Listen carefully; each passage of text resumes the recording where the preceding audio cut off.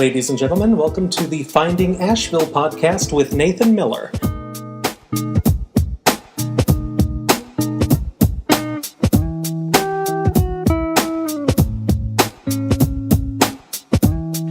The resolutions to some of those conflicts weren't good, where they were even horrific, and they're still dealing with those issues today. And they think some of those cities would kill to be able to go back in time to that moment when things were still a little up in the air, and you could really push it one way or the other. And it wasn't where it didn't take a titanic amount of motivation maybe, but not a titanic amount of resources or power to do so. Yeah. Do you think the city will actually have to face it though? Like, I think some people are just relying on those people moving away. The city is going to have to face its issues one way or another. That's not a resolution. That's, whitewashing a city that is losing an incredibly powerful element of its culture. And that is worsening its already terrible issues across racial boundaries even, but particularly bad in minority communities of poverty. And make no mistake about it, anyone who thinks otherwise, I think, is deluding themselves. If it's not resolved, poverty will break Asheville, flat out. Well, I think the reason why people don't pay attention to it is they see Asheville as this beacon on the hill of being a liberal and accepting city. So how do you get over that stereotype to actually face the issues? Well, I think this is one of the things Asheville has to face is it was the motto of my alma mater, and it's the motto of the state too, which is it translates as to be rather than to seem. It can seem like there's actual tolerance here. Yeah. And there is some truth behind that reputation. Well, for example, we're not exactly like Boston, where it's very relevant that the racism is, it's in the air. As far as Asheville, it's probably closeted.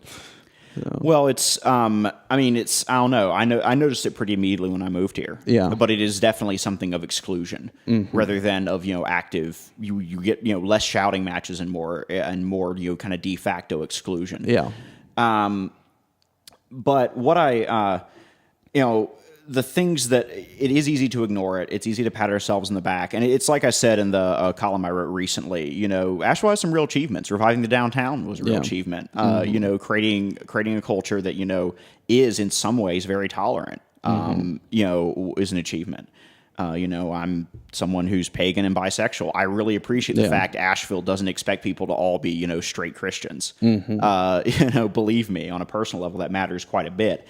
At the same time, as I put it in that column, your house doesn't stop burning down because the porch is beautiful. It's possible to have real achievements and still have problems that will overwhelm and destroy those. And if people doubt that, look at the histories of cities that have really faded. Some of the Rust Belt cities where they thought, well, everything's going fine now. And, we've got this reputation. We've done these awesome things. And look how much money we're making. We don't need to pay attention to this. We don't need to diversify our economy. We don't need to, deal with our simmering racial problems. It'll all work out. And, 20, 30 years later, 40, 50, whatever, people are looking back and going, no, actually, it didn't work out. Yeah. Those need to be solved then. Yeah. And, cities that kind of, I think, where the culture becomes more aggressive about dealing with that sort of thing, keep growing, keep being innovative, they have a future. Ones that don't, are going to have to deal with the dark age and find their way out later. Yeah, those cities you're talking about, though, were based off of manufacturing. I think some people in this town think as long as the Blue Ridge Mountains are there,